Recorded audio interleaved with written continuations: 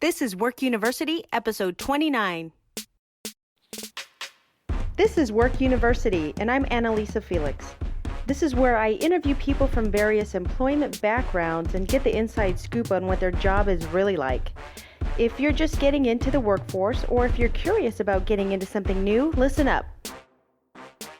Hello, today I am talking with Denise. Now, Denise is a casino dealer who is also the CEO of a casino dealing school in Northfield, New Jersey called the Casino Dealer Academy. Welcome, Denise. Hello, thank you for having me, and how's your day going? Fabulous, thank you. A casino dealer, let's dive right into it. How many games do you need to know about when you're a casino dealer? Is there a certain number of games that you need to have in your pocket? Well, usually they like you to have blackjack, since that is one of the most popular games in the casino, and then roulette, poker, and craps, which craps is a very hard game to learn, but it can be done. But basically, they need you to have a few games so that they can put you different areas of the casino as needed. What are your special games that you like to do the most? Well, basically, I love roulette. I've dealt blackjack since 1979. Roulette seems to be fascinating to me. I also deal baccarat and mini-bac, which is a very unusual game also. I really enjoy them all. It's an experience that is different, because when you get a chance to meet a lot of people, and I've dealt with stars such as Julio Iglesias, Sugar Ray Leonard, Telly Savalas, Gladys Knight. It's been one heck of an experience in the casino industry. So when you're at a table dealing blackjack, let's just say, and you have a celebrity there, do you feel nervous, or does that alter your intensity, or how does that feel? Well, it's a great feeling, because a lot of times, if they have a dealer that they like, they would actually take one dealer off the game and put a dealer on the game that's going to make that celebrity happy. So I was very pleased that they would always call on me. So you can request a certain dealer? No, the supervisor can. See, they really want a person that is happy, go lucky, want to interact with the customer, makes the customer feel comfortable, that they can actually play and win or lose. The problem is that when we have a dealer that does have a bad attitude, it affects their paycheck. See, a lot of people don't understand. Dealers get paid in the East Coast $4.50 to $5 an hour. That's it. And they live off of tips, which they call them tokes. That is the professional name for it, a token of my appreciation. So when you have a bad dealer, they lose money. I treated the customers like I was on the other side. So that's just how I am. I treat people the way I would want to be treated. And so that affects your tokes. That's how we make our living. Have you dealt in Las Vegas? Well, Atlantic City is pretty huge. That's where they have the Miss America contest. And a lot of people come to the East Coast because of the boardwalk and the ocean. So I've basically been stationed out of Atlantic City since 1979. For somebody looking at a dealer, they can see basically, the uniform, they see the etiquette. What happens behind the scenes, I don't know about, because I'm not a dealer. No, once you leave the floor, you're done for the day. You don't have to worry about that. As a supervisor, which I was also certified to supervise games, they call it dual rate. So one day I would supervise, and the next day I would deal. So as a supervisor, I had a lot of paperwork to do behind the scenes. But as a dealer, I really didn't have too much to worry about but to deal and make the customers happy. And say for a student, now if I'm going to work backwards, and I'm a student getting into this, I'm really green, and I'm going into school, how long would it take for me to learn, say, blackjack, roulette, and the craps? Well, the craps is the hardest game. Usually, it used to be 1,500 hours, but now it has been reduced our classes are going to be 80 to 100 hours. For blackjack, it's going to be 40 hours. Poker, 40 hours of training. And for mini baccarat, it's going to be 40 hours also. So I would say in order to learn everything that you need to have the ability to land the job in the casino, you really have to learn the casino lingo, what you should do, what you should not do while you're in the casino, because there's a lot of things that go on behind the scene. Like, for instance, I was working one day, and they asked me to relieve a person off of another blackjack game because this dealer was stealing. So they took the dealer out in handcuffs, and they asked me to take over the game while they arrest the dealer. So it's a lot going on in the casino that a lot of people don't talk about. There's cheating that goes on, whether it's on the other side or inside. So we have to be very aware of what's going on as a supervisor. So we have to do a lot of paperwork and keep an eye on any unusual transactions. So I'm sure you've seen scams.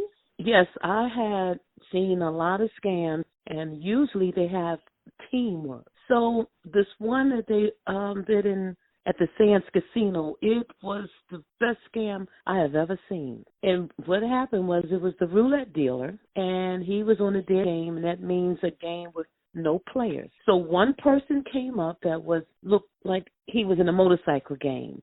Mm-hmm. And then the next person came up, looked like a lawyer. The next guy came up, he looked like a cowboy. So these different men came up at different times, but you would never believe that they were a part of a scam team. So what they did was they actually distracted the dealer with a fight, and someone else had another fight.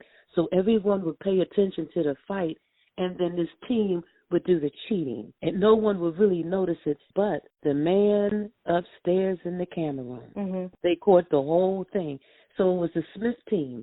So what happens in the casino, usually another casino will call the competition and say, well, the Smith team is in town. Be on the lookout. Oh, wow. And they have some really nice scam games. I had one gentleman that tried to cheat on me. He was sweet-talking me.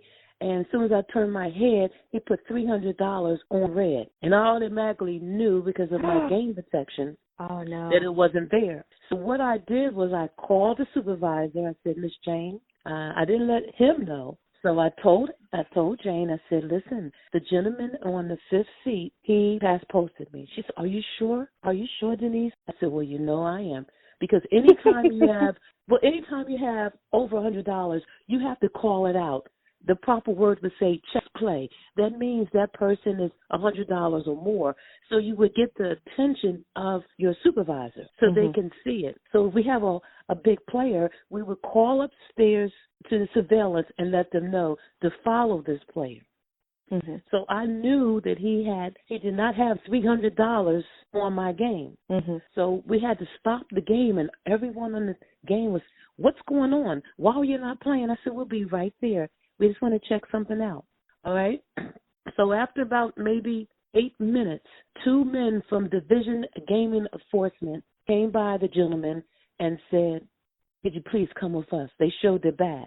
They told me to lock up the money. That means take the money back. And I took the money back, and he went into a special room. And then the next day, his picture was on the stand. Beware of this gentleman. He's a pass post. So those are the type of experiences that we have, and a lot of dealers don't catch it because what they do is will distract you in some type of way so that you're not thinking about what's going on the other side of the table. So since I personally caught several people cheating on my game, I won gift certificates, savings bonds, dinner upstairs in the big fancy restaurants, and all different types of things. So once I started winning, I started watching even better. So for the person cheating, do they get arrested? What happens to them? It all depends. Usually they get banned from the casino. Their picture is sent to every casino so that they can be aware and watch that person also. So Wow. it depends on the amount of money on what they do or the scam, and they might press charges. It's totally up to the casino. Now, there are different rooms, I know, like the high roller room. Now, the dealers for those, are they more experienced, or is it the same shift, it's just in a different room? Well, I worked the high roller pit in Baccarat, which is a game most rich people play. Yes, you have to be experienced because you're dealing with thousands of dollars. Sometimes I might have $10,000, $20,000, $30,000. Also, Griffin's friend, he would come into the casino in Baccarat and play millions of dollars. You have to be aware of everything. Roger King, he owned King World Production. Mm-hmm. He owned the Oprah show, but he would come in the casino and play millions of dollars, and Merv Griffin would back him up or okay, and it was an experience. You cannot just come off the street and go work with a lot of money. You have to work up to it and build up to it, so you're used to playing with gray chips, which are $5,000, or orange, which they call them pumpkins. They're $1,000 chips. Now, when somebody is on it, like a blackjack dealer's on a table, do they have to stay there so long before they're changed out? Because I noticed I could be sitting on a table and I'll see 2 or 3 dealers. Yes, every hour you get a 20-minute break, whether it's on the hour, 20 after, or 20 of. Because while you are working, the stress of dealing with money, they want you to have a 20-minute break every hour, which that part I love. And they give you free food, and you go back there. It adds up to about 16 minutes total, because by the time you have 2 minutes to get to your break room and 2 minutes to get back, 16 minutes to throw something down your throat real quick and go straight back on that table.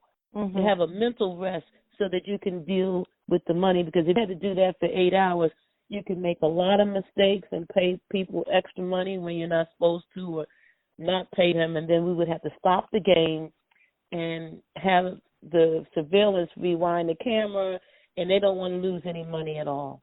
Right, because if they have to stop, the money stops coming in. So if there is a tray of money, that could see how many dealers.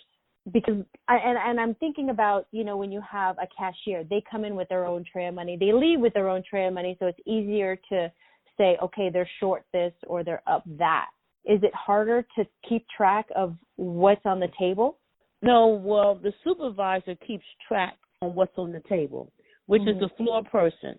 So the floor person reports to the pit boss to let them know what's going in the box, what's coming out of the box, what do we start with. Every time you say the word change 100, we know that is paper money.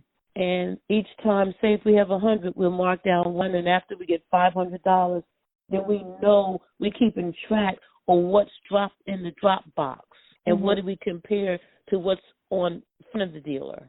So would you say the busiest day would be a Friday and Saturday night, or are there other nights or holidays that are, what is the highest action that you're going to see at a casino? What days, what months? New Year's, everyone is there drinking, just having a ball. It's packed.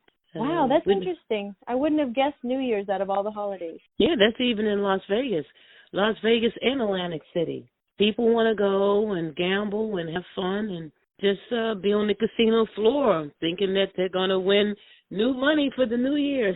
So would you say that as a casino dealer, that's the shift you want to get? Well, the shift that I like was called grave shift. I would go in at 4 a.m. till 12 the afternoon. That was my favorite shift of all. Why was that your favorite shift? Well, it was steady shift. Every day you would go in at the same time. It was nice to get off at 12 o'clock. You were able to go to weddings and different events and picnics and shows in the evening. But when you're on day shift, you are locked in there. You can't go to the doctors, the post office, the bank. I didn't really like it. And at 4 a.m. to 12, I was able to go swimming and walk the boardwalk and shopping and do everything like I wasn't even on a job. Right. So you had a life when you worked that shift, basically. Yes, and people didn't understand it, but I thought it was the best shift in the world for me. Are shifts 5 days a week like a regular banker's hours, or are they a couple days a week, or how does that work? Well, usually on day shift, it's different every day. So, for instance, you could go in from 10 in the morning till 6, or 11 a.m. to 7 p.m., or noon to 8 p.m., and sometimes 1 p.m. to 9 o'clock. It's a staggered shift on day shifts. What advice would you give to somebody who wanted to work in a casino or be a casino dealer? Well, I tell all my students they must have some type of personality if they want to make extra tips, just like a waitress. Yeah. They have to understand that they cannot be unfriendly because they won't make it, especially if you're trying to get a job, because most casinos, they rather have a friendly dealer than a dealer that is an excellent dealer. Really? So, oh yes, because of the fact that years ago, they would tell you to dummy up and deal. Don't say anything. Just deal your game. They were quite nasty back in the day. Mm-hmm. Then when Merv Griffin came in the casino industry, he had meetings and he had people from Disney World and the Universal Studio to come and talk to us to be able to be friendly to the people so that it would draw them in to spend the money. Mm-hmm. So they really want you to be friendly. And if you're not, if you have a bad attitude, I would tell you don't apply for the job, because if they see that, they won't hire you, because that's not going to bring customers into them. Is it true what they say about casinos pumping oxygen into the casino to make sure that everybody is feeling great when they're in there? You know, I heard that rumor. All I know is that they had meetings to make sure that the person felt comfortable while they were losing or winning their money. What's your favorite part about dealing? Meeting people. Mm-hmm. It's exciting. I think when you're meeting different people, especially some that have a good attitude and like to, have jokes and just have fun. I had a great time on my games. Matter of fact, a supervisor one time told me I was having too much fun. And they said I act more like a player than a dealer. So I decided to change for a couple of days and be something that I was not. And I said that wasn't for me. Mm-hmm. I like to have fun. I like to meet people. So I went back to who I was. Then I won an Employee of the Month. Mm-hmm. And they gave me $250 and gifts and everything for being friendly. Mm-hmm. Because that's who I am. I believe in treating people the way I want to be treated. Right. But not everybody feels that way. Now, what about when you have players on the table who are less educated but they do want to learn? Like, because for me, honestly, that's happened to me where I sit at a table, I want to learn, but I feel pressured by everybody at the table. What do you suggest? I suggest you either go to a tutorial, read a little book. They have little pamphlets on certain rules, especially blackjack. People in blackjack should not hit certain cards at certain times. I've seen arguments, fist fights. I've seen a lot go on if you don't know the rules. Mm-hmm. You can't explain the rules on a game. The other games, it's just luck. You don't really need to have a skill. But blackjack, you really need to know when to hit the card, when not to hit a card. That's very important on the people that's playing on that game. Now, for craps, do you need to have any expertise for that as well, or is that luck as well? Yeah, that's luck as well. They can teach you. You can play the field bet, which has a lot of different numbers, or you can stick with one number. It's okay, but you don't have to have a strategy like in blackjack. Oh, okay. Well, that makes sense. Well, Denise, thank you so much for giving me your perspective on casino dealing, because it's one of those jobs where, it happening so fast. There's so many, it's like entertainment, and it's really interesting and fun to learn. So I want to thank you for your time and expertise today. Thank you so much. Thank you for having me, and you have a great one. Thank you for listening. I hope you liked this episode. If you have a particular job you'd like me to look into, send me an email at workuniversityforyou@gmail.com. That's workuniversity, the number 4, the letter U, @gmail.com.